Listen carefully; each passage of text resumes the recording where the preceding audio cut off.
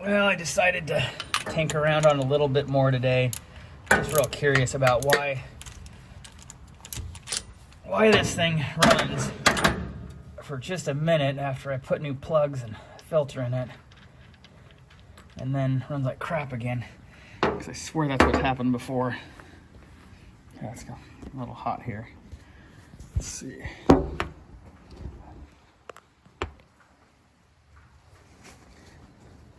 Let's see.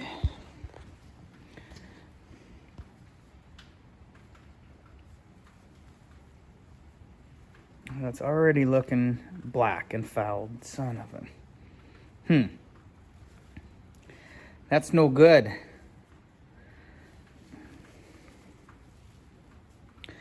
All right.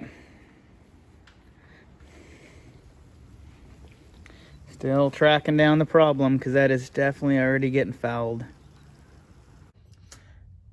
Yesterday we didn't have any luck getting this thing to run right. I think we still have potentially a fair amount of bad gas in the tank, so I guess we're going to do the right thing and drop the tank. There is a little drain plug there which is froze up, and I've never been able to get that loose. So we're going to go ahead and drop the tank to drain all the fuel out of it, get it nice and clean, get the lines flushed out, and see if that helps us any. So I'm going to start working on that. It's going to be hard to both film and get this thing loose on here. On this, I don't think I need to take those straps all the way off on this side. They're not connected to the frame. It's just that one center bolt I believe I need to take off. And then those two bolts, which connect the, you can't see both of them, but anyway, there's one bolt there, and then I think there's one over here somewhere. Yeah, there it is. So I think I can just get away with taking those two out. The straps will kind of hang loose on this side, and I think I can leave the two straps on this side and just remove that center bolt. So technically 3 bolts, and then drop it down and disconnect enough to disconnect the solenoid for the fuel gauge. At least that's what I'm thinking. We'll see if it works.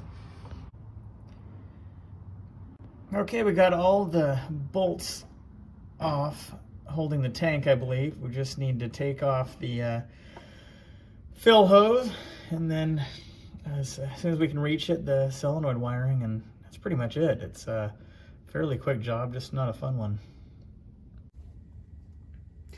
Well, there's always something in a project. It's never easy. You always got to find something that trips you up, and at this point it's the hard fuel line. I've got a hard fuel line going to the top of the tank that goes halfway up the frame rail, and there's no room to get up there and disconnect it, and it won't drop down or shift to the side, and I got nobody to blame except myself because I was the one that installed it. So I don't know if I installed it when the bed was off or at what point I installed this, because the restoration process of this was 2 stages, engine and drivetrain first stage, and then the body later. But I did do some drivetrain and other upgrades at the time of the body also. So I may have to, may get enough room if I remove this shock, which the fuel line's hitting. I might be able to shift this over enough to the right that it can drop down off this mount so I can get up on top and remove that fuel line. At least that's the hope. But like I said, things like this, you always find one thing. Everything else took like 15 minutes, and this last part's probably gonna take an hour or more. So here we go. I better get on it. Well, I disconnected the next fitting on the fuel line, which is about halfway up the frame rail, and apparently that worked to siphon the gas out of the tank, because that's the second container that size, which I believe is a gallon or so, but that's the second container that size that I've filled up. But regardless, I think I'm going to take the tank out and just rinse it real well in case there's crud in the bottom of the tank that from the ethanol fuel a couple years ago. Get it all flushed out, but draining all this fuel out of it will make it even easier to remove the tank. But I think I'm going to have to remove it with this long section of fuel line connected. But I think I can maneuver the tank well enough to weave that fuel line out of there.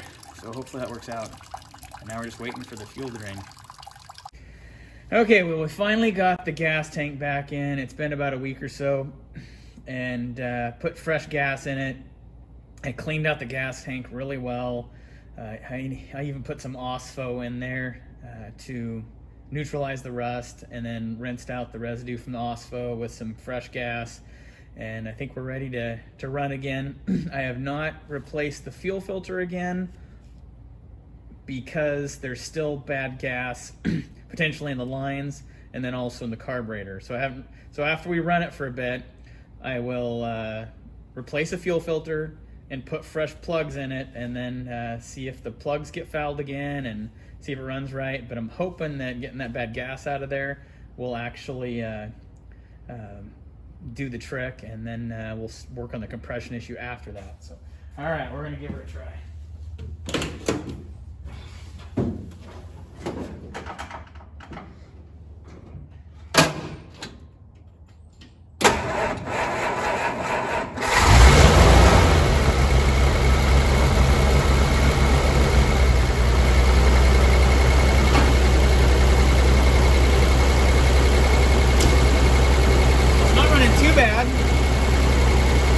Run it for a bit to get the fuel out of the carburetor and get the fresh gas up to the engine, and then like I said, we'll put a new fuel filter in it, new plugs, and hope for the best. We're working out in the cold today. We got a little snow in the last couple days, so today we're warming it up to do a compression test. Last time I did a compression test, I didn't warm it up, so we're warming it up. Tighten the head bolts. I put some Marble mystery oil in cylinder number 3, the low compression cylinder. We're just gonna, hopefully all of that will help bring that compression up. If not, the next step will be adjusting the valves, which does require removing the intake and exhaust manifold, but that'd be the next step to see what's going on with that cylinder. And anyway, we're gonna do this and then put new spark plugs in it and see how she runs. She's running pretty good. She's just still a little rough, so we're trying to get her up to par.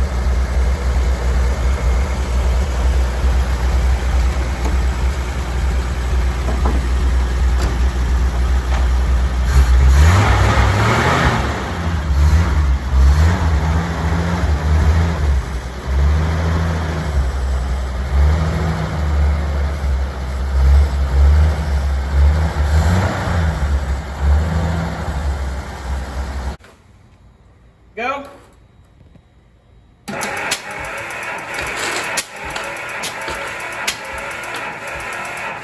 Stop. Okay. Okay. Number 2, go.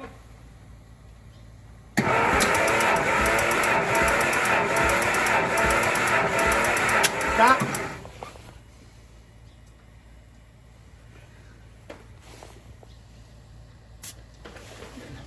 Okay, number 3, go. Go. Stop. Stop. Okay, turn. I decided at this point to forego the compression test. With the engine warmed up, I was getting lower numbers than expected. So I'm going to move on and just replace the spark plugs and replace the fuel filter, and then at a later time do a valve adjustment, check the timing, see if the carburetor needs adjustment, and go through some of those other steps at a later time, and in the meantime get a better compression tester, so next time I'm more confident in my numbers. So that's where we're going to go from here. I'll replace the spark plugs and fuel filter and see how it runs. So I'm pretty pleased with how it's running now. idle's nice. Not too bad. Still a little more work in the revival process as far as I mentioned previously, checking the timing, adjusting the valves. I've got a new battery on order. So a few more things to get her tightened up and get her running as good as she can.